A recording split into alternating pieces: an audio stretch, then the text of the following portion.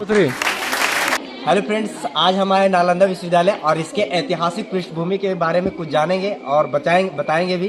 बहुत सारे यहाँ बच्चे और शिक्षक भी हैं, सभी को आज इसके बारे में कुछ हूबहू करवाएंगे।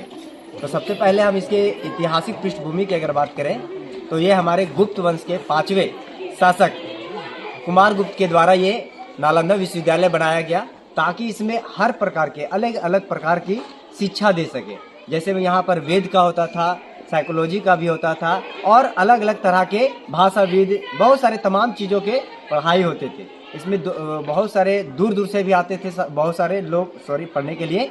जैसे में हमारे चाइना से आते थे, जापान से आते थे, नॉर्थ कोरिया हो गया, साउथ कोरिया हो गया, मंगोलिया, ये बहुत सारे ऐसे इस प्रकार के बहुत सारे देशों से यहाँ पढ़ने के लिए आते थे। यहाँ पर जैसा कि हमारे ऐतिहासिक पृष्ठभूमि से भी पता चलता है कि लगभग यहाँ 10,000 से अधिक बच्चे आते थे पढ़ने के लिए और इसमें 2,000 से अधिक शिक्षक रहते थे।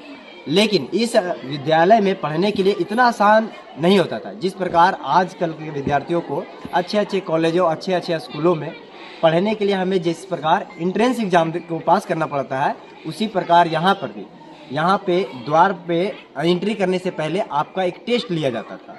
उस टेस्ट में अगर पास होते तभी आपको इस विद्यालय में प्रवेश मिलती थी। ये टेस्ट बहुत ही कठिन होता था, इतना आसान नहीं होता था।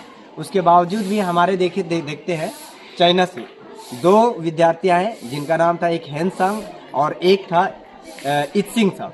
इसके अलावा भी बहुत सारे आए, लेकिन ये दोनों बहुत ही ज़्यादा हाईलाइट हुए और चाइना में जाकर यहाँ से शिक्षा लिए, यहाँ बहुत दिनों तक रहे, यहाँ के इतिहास के बारे में लिखे। उससे हमें यहाँ के ऐतिहासिक पृष्ठभूमि के बारे में भी पता चलता है। और इसी से वहाँ चाइना में भी हम लोग बहुत सारे मार्शल आर्ट या फिर अन्य चीज़ की शिक्षा को देखते हैं। वो कहीं ना कहीं हमारे बौद्ध यहीं से लिया गया था।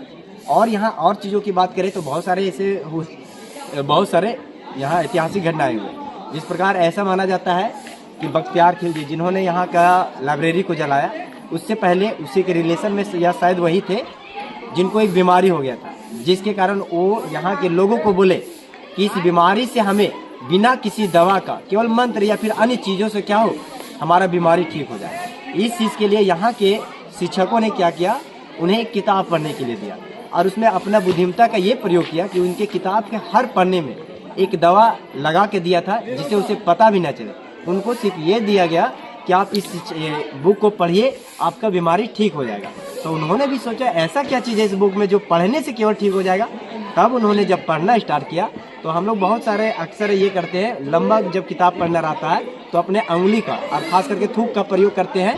तो उस किताब में पहले से यहाँ के शिक्षक ने क्या मिला दिया था, कुछ केमिकल मिला दिए थे। सो केमिकल कहने का मतलब औषधियाँ मिलाए थे। वो आजकल के केमिकल की तरह नहीं था, पहले नेचुरली बनाता था, उसी नेचुरल का उपयोग करके बनाए थे। तो जिससे क्या वो पन्ना पलटते गए, किताब पढ़ते गए और दवा का भी उसके जीभ में क्या हुआ, सेवन हुआ, जिसके कारण वो अपना इंटरनली पाचन तंत्र जैसे होता है वो क्या हुआ, पूरा सही हो गया। किताब पढ़ते पढ़ते सही हो गया, इससे वो बहुत खुश हुआ। लेकिन बाद में इसे जब यह पता चला कि इस किताब में कुछ मिलाया हुआ था, तो इससे कहीं ना कहीं वो असूल हुआ,